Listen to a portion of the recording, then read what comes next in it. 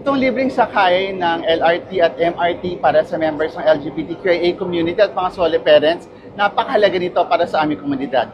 This is tantamount to the government recognizing the LGBTQIA community as an official part of society. Bilang isang opisyal na sektor tulad ng mga kababaihan, mga young people and students at mga solo parents. Sana hindi lang executive ang kumilos, dapat kumilos na rin ang Kongreso. After so many decades, kilalanin bilang opisyal na bahagi ng lipunan ang LGBTQIA community. Ang ina may animal background kasi, no?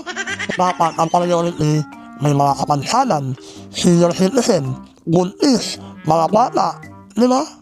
Ayun sana yung priority, nalililibre. Hindi yung mga kabaklaan na yan, kagaguhan yan. Tapos, 12 days, kung kayo lugi ka, MRT. Pero na taong kayo ginagamit ka, ha? Taxpayers money pa rin yan. Tapos, inilibre niyo mga bakla.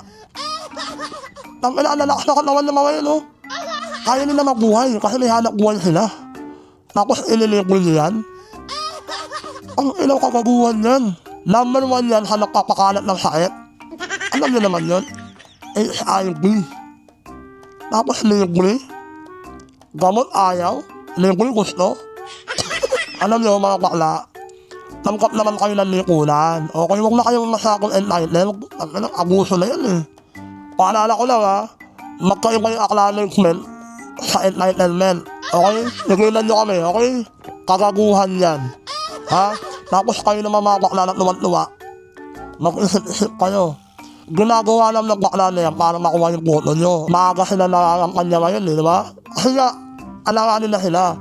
Pero nasa sa inyo pa rin yan kung mapapauto kayo sa bakla na yan, okay? Alam ko yung mga bakla ko na nanonood sa akin, alam ko matalino kayo. Papauto kayo sa bobo na yan. Kung bobo na rin kayo, ganun lang yan. Sige na.